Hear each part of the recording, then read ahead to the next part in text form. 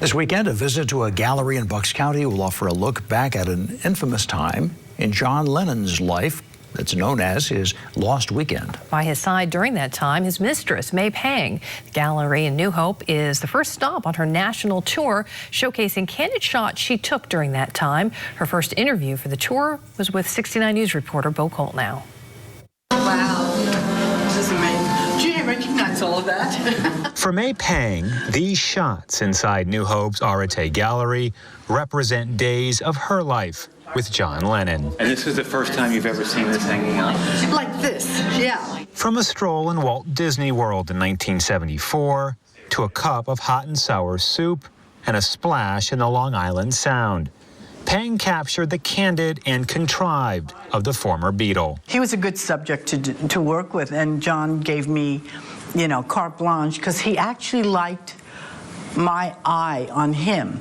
He was very particular about his own photographs of himself.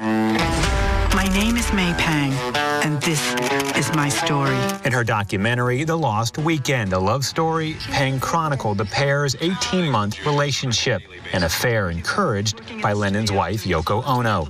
And Pang says between 1973 and 1975, she and Lennon were inseparable. In New York City, when John and I got our apartment, the first visitor was Paul and Linda. Surprise guests, in stark contrast to this shot. Pang captured John on the phone with lawyers and a signature representing the official end of the Beatles. And he's the last signature. And you could see, and it's him. It's not at the end. It's as he's signing John Lennon. Whatever gets you through the night, it's all right. It's all right. Here's one one of my favorites also. There's Julian, and a lot of people never saw him with his father. And there he is smiling, and that's a good thing for a kid. And as for Lennon's favorite, Pang says it's this 1974 shot in the Catskills with their friend's two dogs. He liked that one because of his Aran sweater. He was so proud of his Irish heritage that he goes, that was his favorite sweater, so he loved it. Their relationship ended when Lennon went back to Ono in 1975. The last time the pair spoke was Memorial Day 1980.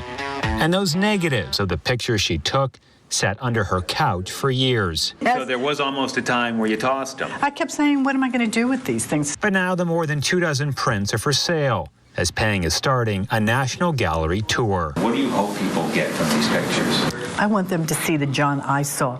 Bo Colt now, 69 News.